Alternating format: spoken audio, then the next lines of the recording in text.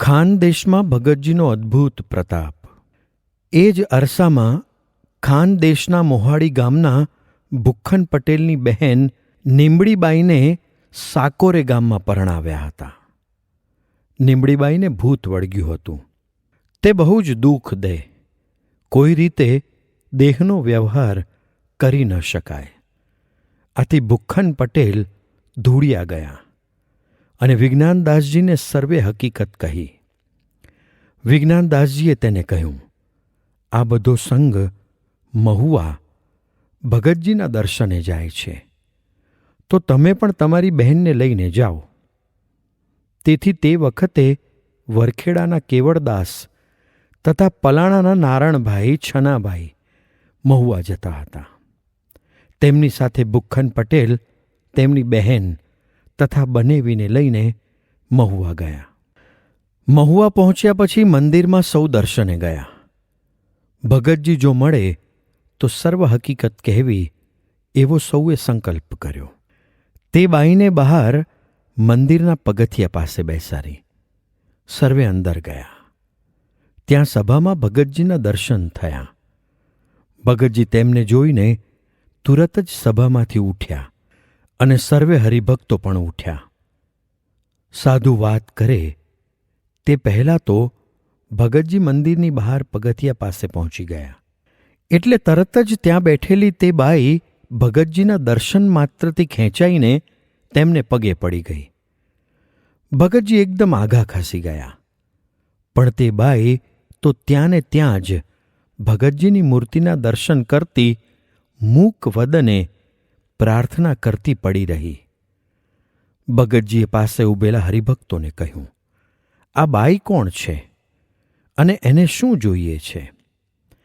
ત્યારે ખાનદેશી હરિભક્તોએ કહ્યું, એ ભુખ્ખન પટેલની બહેન છે અને તેને ભૂત વળગ્યું છે. એટલે ભગતજીએ તેના સામે દ્રષ્ટિ કરી કે તુરત તે બાઈને સમાધિ થઈ ગઈ અને અંગમાં ભગતજીનો પ્રવેશ થઈ ગયો. ભૂત સર્વે નિસરી ગયા. બાઈને તો અપાર સુખ મળ્યું હોય તેમ પોતાનો ભાવ ભૂલી ભગતજીના સ્વરૂપે વર્તન થવા લાગ્યું. તેને વર્તમાન ધરાવી સૌ ખાનદેશી હરિભક્તોને ઘેર જવા આજ્ઞા કરી. ઘેર આવ્યા પછી આ બાઈને ભગતજીના પ્રવેશથી અખંડ ભજન થવા માંડ્યું. હું ભગતજી છું એવા છકમાં ભગતજીના રૂપે જ બોલવાનું, ચાલવાનું, કથા કરવાનું, આસન કરી ધ્યાન કરવાનું એવી સર્વ ચેષ્ટા ભગતજીની જ સહેજે થવા માંડી. ત્યારે સર્વને પ્રતીતિ થઈ કે જરૂર આ બાઈમાં ભગતજીનો પ્રવેશ થયો છે અને ભગતજી આ દ્વારા અત્યારે ખાનદેશમાં પધાર્યા છે. તેથી ગામો ગામ આ બાઈની પધરામણી થવા લાગી. સર્વના અંતરના ઘાટ કહે, મનોરથ પૂરા કરે, આશીર્વાદ આપે અને વળી બ્રહ્મ નિરૂપણ પણ વચનામૃત વંચાવી અદ્ભુત કરે. ખાનદેશી પ્રેમી ભક્તોને તો આનંદનો ઓઘ વળ્યો અને ઘેર બેઠા ગંગા મળી. પરિણામે આખા ખાનદેશમાં ભગતજીને વિશે પરિપક્વ નિષ્ઠા અને હેત ઘણાને થઈ ગયા અને મહિને મહિને સંઘ મહુવા જવા લાગ્યો. ધૂળિયા મંદિરમાં વરતાલથી સાધુનું બીજું મંડળ આવ્યું હતું. તેમણે ભગતજી આવો અદ્ભુત પ્રતાપ આ બાઈ દ્વારા બતાવતા હતા તે જોયો. વળી વિજ્ઞાનદાસજીનું મંડળ પણ કથા, વાર્તા, ધ્યાન, ભજન કરી સૌ પાસે ભગતજીના ગુણગાન ગાતા હતા. તેથી તેમને લાગ્યું કે જો વિજ્ઞાનદાસજી ખાનદેશમાં વધુ રહેશે તો આખો ખાનદેશ ભગતજીનો થઈ જશે. તેથી વરતાલ કાગળો લખ્યા કે વિજ્ઞાનદાસજીને હવે વિશેષ આ દેશમાં રાખવા જેવા નથી, કારણ કે આ દેશમાં તેમના ઉપદેશથી અહીંના હરિભક્તો મહુવા જાય છે. વળી એક બાઈને સમાધિ થાય છે અને તેમાં પ્રાગજી ભગતનો પ્રવેશ થાય છે. એટલે ગામો ગામ અહીંના હરિભક્તો તે બાઈને લઈને ફરે છે અને તે બાઈ પણ બીજાના સંકલ્પો કહે છે, વાતો કરે છે અને ઘણાને સત્સંગી કરે છે. આવા 2-3 કાગળો કોઠારી તથા આચાર્ય મહારાજ ઉપર લખ્યા. આથી ભગતજીના સંત મંડળ ઉપર સંવત 1950ના કાર્તિક સમૈયા પછી ફરી પાછી ઉપાધિ થાય તેવા સંજોગો ઉપસ્થિત થયા. પરંતુ આચાર્ય શ્રી વિહારીલાલજી મહારાજ તથા કોઠારી ગોવર્ધનભાઈના પ્રયત્નથી આ વિરોધ ઉડી ગયો અને ઉલટું સાધુઓ અંદર આસન માટે ઝઘડ્યા એટલે મૂળ વાત ઉડી ગઈ. પરંતુ આ પ્રસંગનું પરિણામ એટલું તો આવ્યું કે ભગતજીના મંડળના સંતોને દૂર દેશાવર મોકલી દેવા, જેથી ભગતજીનો યોગ તેમને ન રહે એવો નિર્ણય લેવાયો. વિજ્ઞાનદાસજીની છપૈયા બદલી. સત્સંગ વધે છે પણ ભગતજી દ્વારા વધે છે. ભગતજીનો અને તેમના મંડળનો મહિમા વધે છે. આ તેજો દ્વેષથી આવા એકાંતિક ધર્મ પ્રવર્તાવનારા વૈરાગ્ય મૂર્તિ સ્વામી શ્રી વિજ્ઞાનદાસજી અને તેમના મંડળને આ દેશમાંથી ખસેડવાની પ્રવૃત્તિ શરૂ થઈ. પરંતુ આ પ્રસંગમાં પણ શ્રીજી સ્વામીની ઈચ્છા એવી જ હતી કે હવે આ દેશમાં જે કાર્ય કરવાનું હતું તે વિજ્ઞાનદાસજી દ્વારા પૂરું થયું. હવે તેમને સત્સંગ વધારવાના પરિશ્રમનું અંગત સુખ આપવું. એથી આવો ઉદ્ઘોષ થયો અને કોઠારીએ મહારાજની સલાહ લઈ ધૂળિયા પત્ર લખ્યો. સ્વામી વિજ્ઞાનદાસજીએ છપૈયા જવું. આ પત્ર મળ્યો એટલે વિજ્ઞાનદાસજીએ વરતાલ પત્ર લખ્યો. આપની આજ્ઞાનુસાર છપૈયા જઈશ, પરંતુ ભગતજી સાથે 1 માસ રહેવાની ઈચ્છા છે, તો પ્રથમ એ રજા આપો, પછી છપૈયા જઈશ. આચાર્ય મહારાજે કોઠારીને કહ્યું, થોડા દિવસો બાદ જવાબ લખીશું. શાસ્ત્રીજી મહારાજે વાંસદાના દીવાનને ભગતજીનો મહિમા સમજાવ્યો. બીજી તરફ યજ્ઞપુરુષદાસજીને દક્ષિણ ગુજરાતને છેડે કોંકણમાં વિચરણ કરવાની આજ્ઞા આપવામાં આવી હતી. તેમનું મંડળ કોંકણમાં ફરતા ફરતા ધરમપુર વાંસદા આવ્યું. અત્રે વાંસદામાં વીરસદના અમીન ઝવેરભાઈ નાથાભાઈ દીવાન હતા. તેમને ખેડામાં વિજ્ઞાનદાસજીના પ્રસંગથી ભગતજી મહારાજનો અત્યંત ગુણ આવ્યો હતો. વળી ભગતજી મહારાજના મંડળના શાસ્ત્રી યજ્ઞપુરુષદાસજી વાંસદા પધાર્યા એટલે તેમને 10 દિવસ રાખ્યા અને વાતો સાંભળી. શાસ્ત્રીજી મહારાજની અતિ સચોટ અને ભગતજીના અપાર મહિમાની વાતો. સત્પુરુષ એ જ કલ્યાણનું દ્વાર છે અને એવા સત્પુરુષ આજે ભગતજી મહારાજ છે. એ સાંભળી તેમને ભગતજીના દર્શન માટે તીવ્ર ઈચ્છા થઈ. તેથી તેમણે શાસ્ત્રીજી મહારાજને કહ્યું, કાગળ લખી ભગતજીને અહીં તેડાવો. ત્યારે શાસ્ત્રીજી મહારાજે કહ્યું, ભગતજી આચાર્ય મહારાજની આજ્ઞા વિના નહીં આવે. એટલે દિવાન સાહેબે શાસ્ત્રીજી મહારાજ સાથે આચાર્ય મહારાજ અને કોઠારી ઉપર કાગળ લખી મોકલ્યો અને ભગતજીને 1 માસ વાંસદા મોકલી સમાગમનો લાભ આપવા પ્રાર્થના કરી. પણ આ પત્ર શાસ્ત્રીજી મહારાજે વરતાલ આવી કોઠારીશ્રીને આપ્યો. આચાર્ય મહારાજ વડોદરા હતા એટલે કોઠારીએ શાસ્ત્રીજી મહારાજને કહ્યું, વડોદરા જઈને મહારાજને પૂછીને નિર્ણય કરીશું. ભગતજીને તેડાવવાની વિનંતી. પછી કોઠારી વડોદરા ગયા અને ત્યાં દિવાનજીનો પત્ર મહારાજને વંચાવ્યો. મહારાજે તુરત જ ભગતજીને પત્ર લખ્યો, પણ તાપને લીધે ભગતજી આવ્યા નહીં. પછી ચૈત્રી સમૈયામાં ફરી પત્ર વરતાલથી લખ્યો.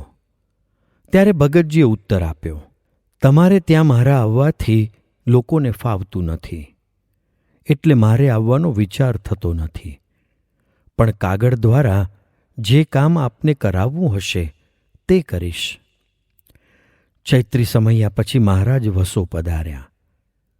ત્યારે વસોના હરિભક્તો અમીન હાથીભાઈ લાલજી, વાઘજીભાઈ રગાભાઈ, પુરુષોત્તમ હરિભાઈ, ચતુરભાઈ નાથાભાઈ, ચતુરભાઈ હાથીભાઈ વગેરેએ મહારાજશ્રીને વિનંતી કરી, ભગતજીને તેડાવો તો સારું, અમારે સર્વેને સમાગમનું સુખ આવે.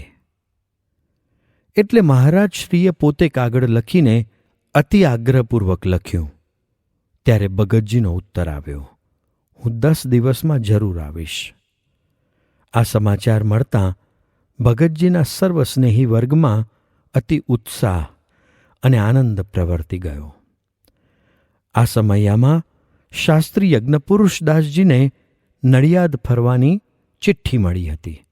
એટલે તેઓ પણ નડિયાદમાં ભગતજીની રાહ જોતા રહ્યા. પરંતુ 10 દિવસ થયા અને ભગતજી ન પધાર્યા. એટલે યજ્ઞપુરુષદાસજીને આચાર્ય મહારાજે વડોદરા મોકલ્યા. પીજના જેઠાભાઈને ભગતજીની વાતો સાંભળતા આનંદ થાય છે. આચાર્ય મહારાજ વસોથી પલાણા પધાર્યા. આચાર્ય મહારાજના દર્શને આજુબાજુના ઘણા હરિભક્તો આવતા હતા. તેમાં પીજથી મૂળજીભાઈ તુલસીદાસ પણ આવ્યા. તેમની સાથે પીજના જેઠાભાઈ પણ પલાણા આવ્યા. જેઠાભાઈને પ્રથમથી મૂળજીભાઈ સાથે ઘણું હેત અને બંને દભાણ પક્ષના, એટલે મળતું પણ ઘણું આવે. વળી મૂળજીભાઈને મોતીભાઈ ગોપાળજી, જે ભગતજીના અનન્ય શિષ્ય હતા, તેમની વાતોથી ભગતજીને વિશે સ્નેહ થયો હતો. તેથી આચાર્ય મહારાજના દર્શને જવાની પણ વૃત્તિ થઈ. જેઠાભાઈ વડોદરામાં કલાભુવનમાં ભણતા હતા. જ્યારે મૂળજીભાઈ પલાણા જવા તૈયાર થયા ત્યારે તે પણ સાથે ગયા. બંને જણા પીજથી પલાણા જવા સાથે નીકળ્યા.